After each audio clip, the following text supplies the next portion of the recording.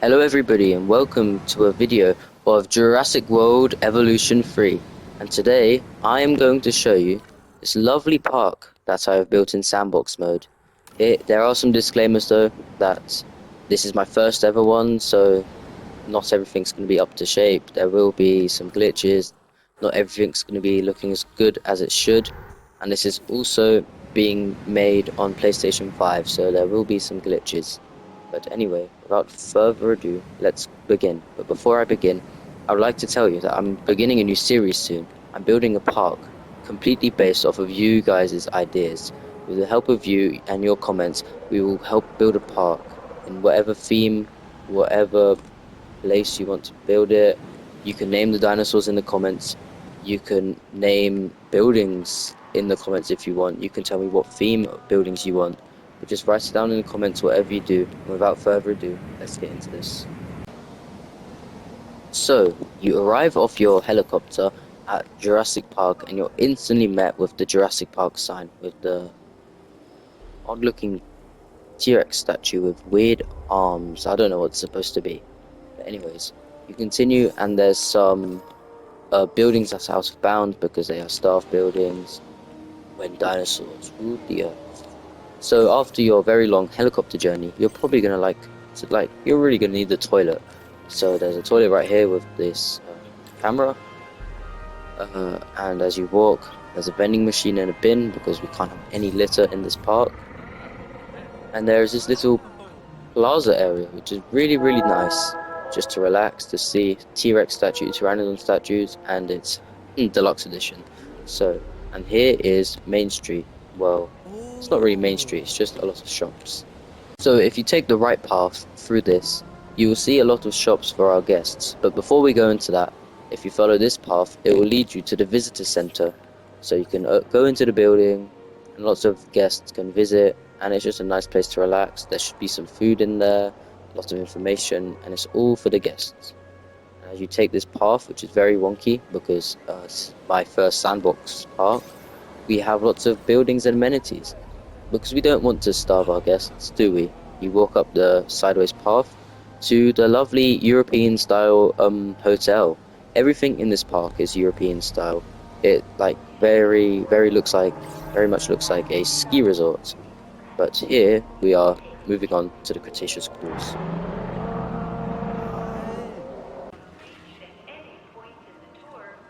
So here we are on the kayak in the Cretaceous cruise. I will go a bit off track because it's quicker. So here you can probably see some ornithomimimus with, seems to be a baby one over there as well.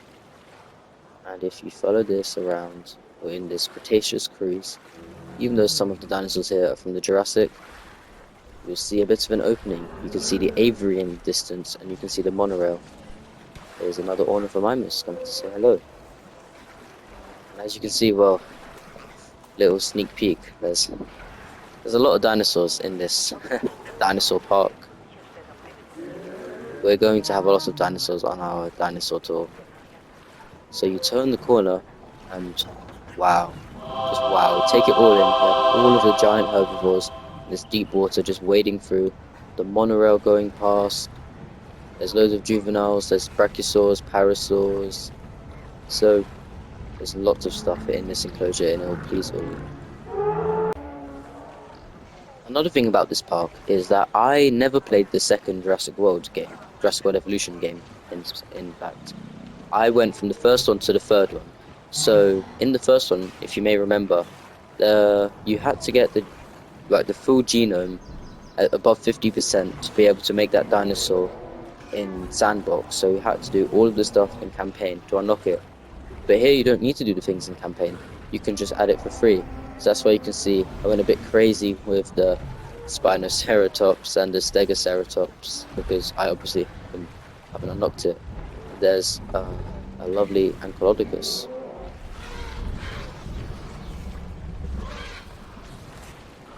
And also, in this enclosure somewhere, if I can find them here, the one thing that angers me about this game is that there is no skin for Bumpy, but there is for Toro.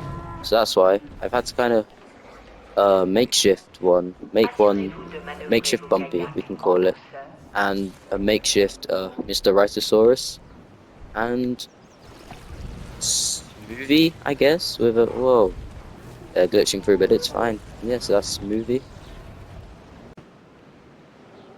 And if you take the monorail won't work the way I intended, so we're going to follow it through this way. And you follow it through, see it's going the wrong way. And you go past this little European style main street. As you go past the Innovation Center, you may see Mr. DNA oversees the park with a menacing grin. There's enclosure over there, which we will get to later. But one thing about this big herbivorous enclosure, there's a lovely, it needs maintenance, but it's fine. There's someone there. There's a lovely just view. See the whole enclosure. It's really cool. The graphics in this game are amazing. It's so much better than the first one. It's a huge upgrade. So you get off the monorail station with the bumpy path, and here is this little main street with Mr. DNA. In the distance, you've got some seating.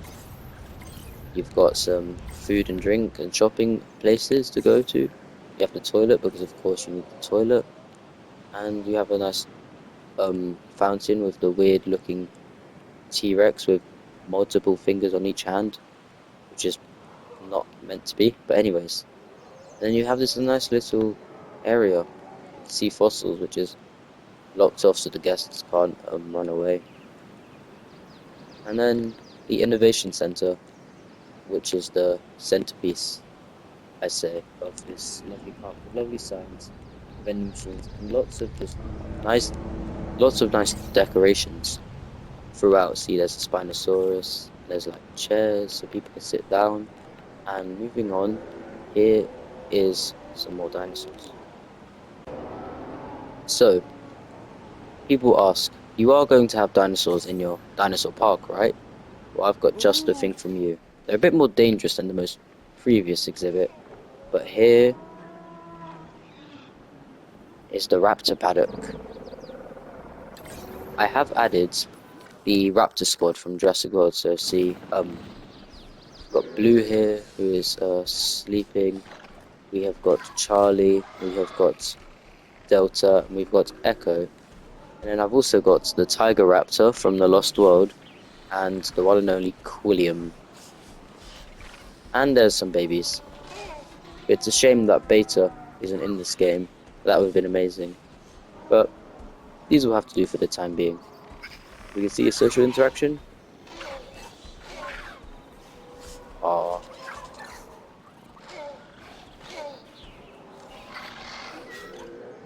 And you view them from this lovely dome viewing gallery.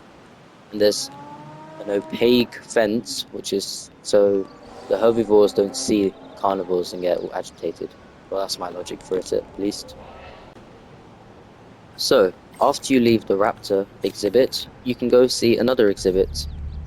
This is none other than the Carnotaurus exhibit, but they seem not to be here at the moment, so we can check back later.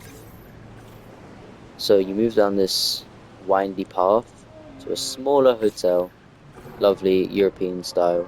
You go to the aviary, go past the hatchery, and you see the lovely Pteranodon statue, mural statue thing, whatever you want to call it. You can go in here, and then there's a Tropiognathus. There's lovely aviary with lots of seats for the pterosaurs. To safely and securely house our majestic I got the idea for adding a rock face behind it from Evolution Square. So shout out to Evolution Square for giving me the idea. So the aviary, it's a bit like Jurassic Park 3. It has a cliff face. And I also added a lot of these stands so the pterosaurs can also, well, they can sit down, and if you put it in the rock, it looks like they're sitting in the rock.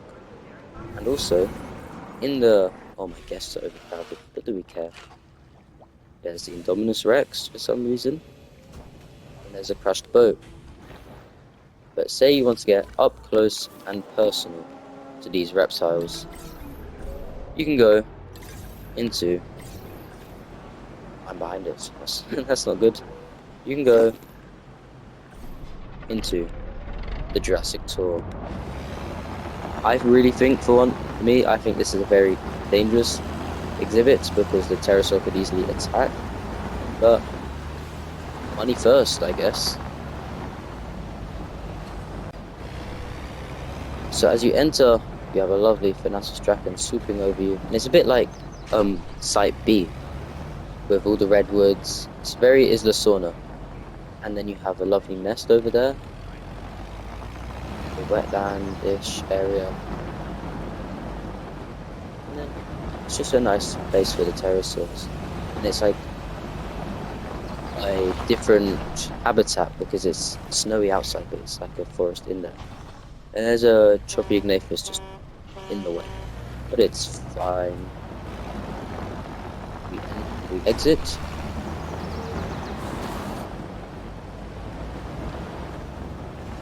Over the rock, crash into the other tour. Never mind.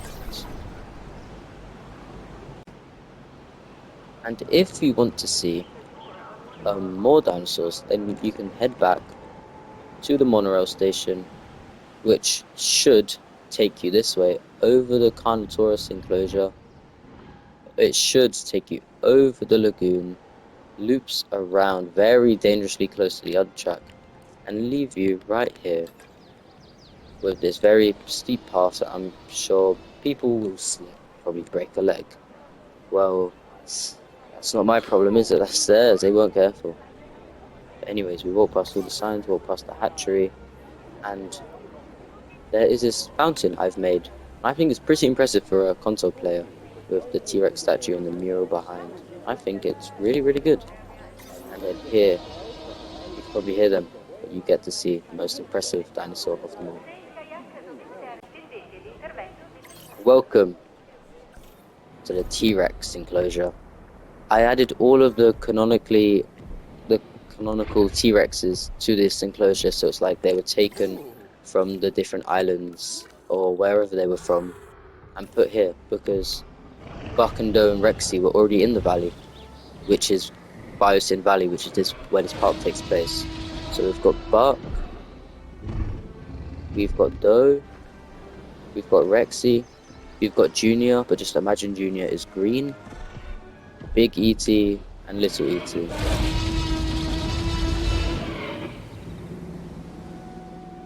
And next to them, well, is their rival dinosaur. And if you remember from Jurassic Park 3, then you might not think this is a good idea to be next to them.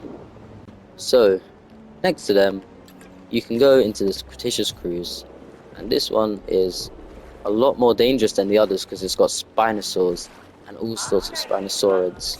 But to make it safe, I have put some invisible fence under the water, so the spinosaurs can get close, but not too close.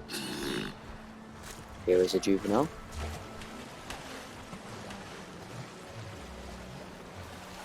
As you can see, they go up to it, but can't get too close. But they share an enclosure, this lovely waterfall, which Spinosaurs and Baryonyxes and Suchomimus can go up a lot. And it's deep water so they can swim, and it's got a nice ramp and a log viewing gallery. And they're eating.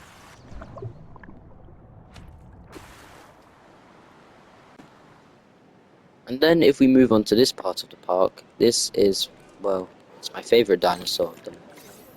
It is not here, but it's none other than the Utyrannus. Just look at them, they're my favourite, and it's kind of accurate to the snow because a lot of illustrations suggest Utyrannus lived in snow in China, which is really cool. Also in this lagoon, I've added some decorations, so the park has a nice theme.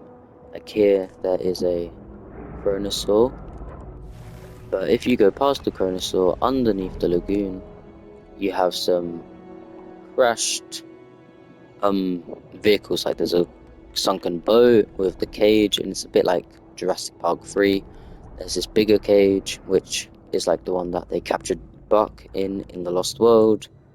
There's some construction items, and somewhere there's lights. I think somewhere I placed a Dominus Rex skeleton, but oh well, we can't find it. It's fine.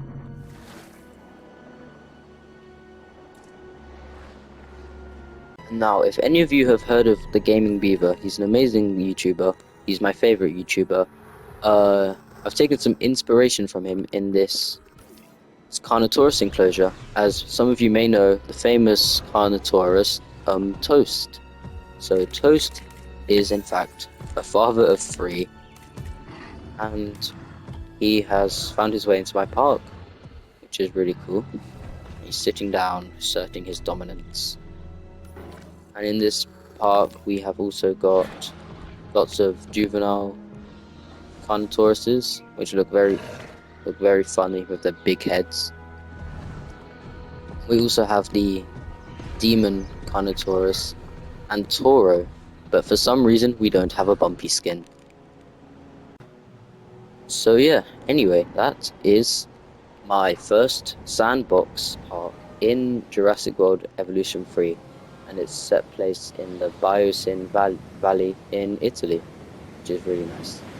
And before I built this park, all of this land, it was green with grass. I did not realize it was going to snow, so I kind of had to improvise with it and created this lovely little park.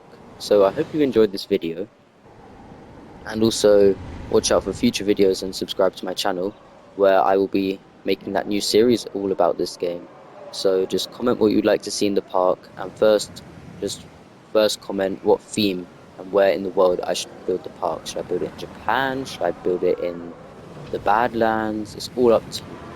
So anyway guys, thank you for watching this video, it means a lot. Please like and subscribe, and I'll see you later. Have a great day. Bye.